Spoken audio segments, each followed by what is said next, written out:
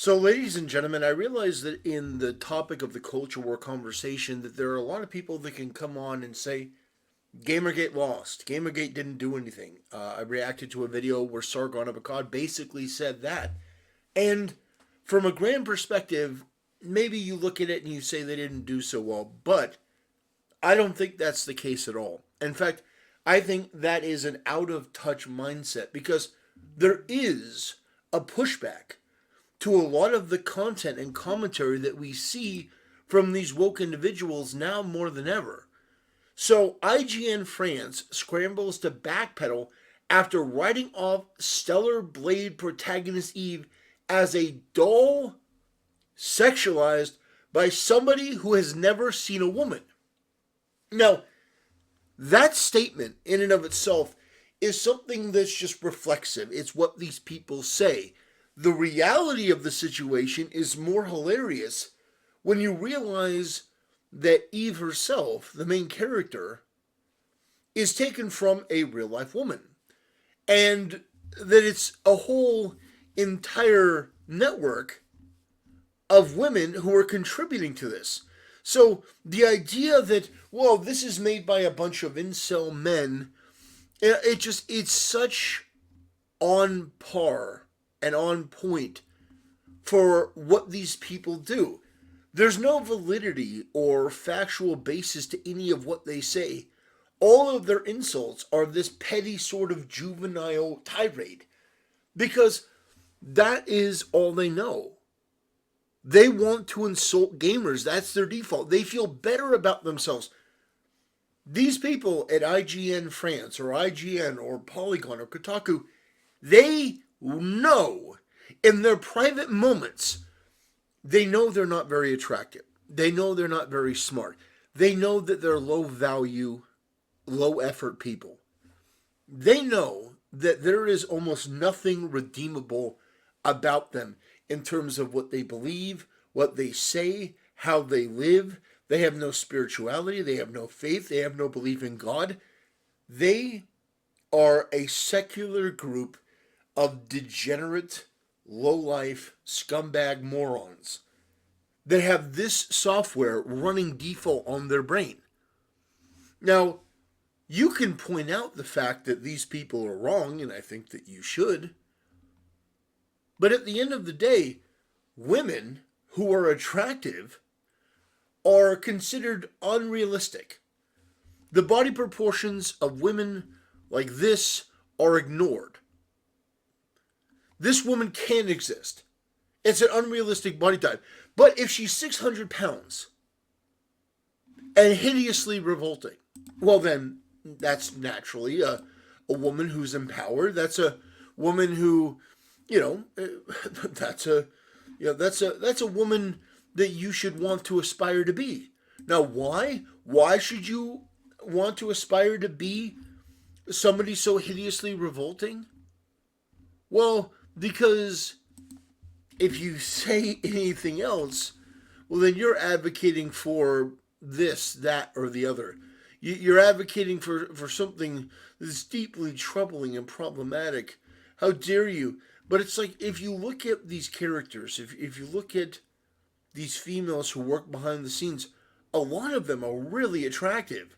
Not in the West. In the West, they're self-inserts because they're ugly. But if you look at these companies, if you look at the way they portray their women, I mean, there's really no other way about it. This is an attractive lady. She's very cute. She doesn't look like she weighs 400 pounds. She's not covered in tattoos. Half her head's not shaved. She's not riddled with piercings. She looks like an elegant, classy, attractive lady. Now, I don't know anything about her. I could be totally wrong. But look, that's a very nice picture. And so the character is too attractive for these people, so they deem that women like this can't possibly exist, and it has to be a bunch of men. Well, I'm here to tell you, and this is going to blow your mind. Women like attractive women too. Let me repeat that. Women like attractive women too. Now, in some cases, it's very different. It's not the same way that guys like them. In some cases, it's aspirational. You look at an attractive woman and you're like, I'd like to be like her. I'd like to look like her. In some cases, as you see from like these, anime conventions and VTuber conventions, these girls are kind of sexually confused. A lot of them seem to be virgins, ironically enough. And so, yeah, you hear a story about one VTuber, goes up to another VTuber and they're socially awkward, but one grabs the other one's boobs, and that's like a playful ha ha hee hee hee oh. But it's like they like attractive women. They like big assets or small assets, medium assets. They like tits that are nice, hips that are nice. They like women that look good. Nobody wants to see a group of hippos running across an anime convention, or sorry, not walking, running. Just like waddle running. I said running, but it's the waddle run. No one wants to see that. What we want to see are game companies deliver characters that look like this. Characters that are pleasing to look at. It's not a big ask. And it's not like you can't have a female character that isn't huge. Because if you've watched One Piece, you know that Big Mom is one of the biggest female characters ever. And people hate Big Mom, but in a good way. They don't like the character because it's a villain. Big Mom, is a big bad. So my point here is that if you rely on what these people continue to if you rely on what they continue to say, which is that it's inappropriate to basically, like, for example, this right here.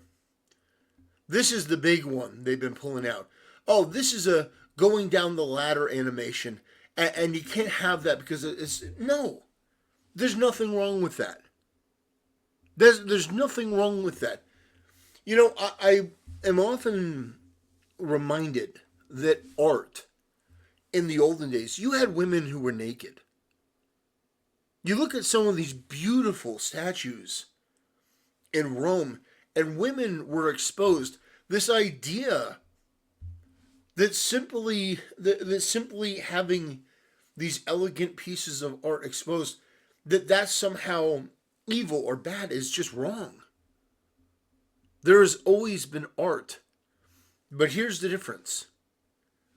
The attitudes and the morality behind it is all entirely predicated on the culture. If you have people who are perverts and deviants, as people on the left are, and you allow them to make the female form into something disgraceful, then ultimately, oh boy, yeah, let me show you this. See, like, that is art.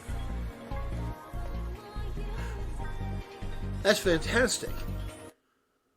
That is absolutely fantastic. Let's play that again.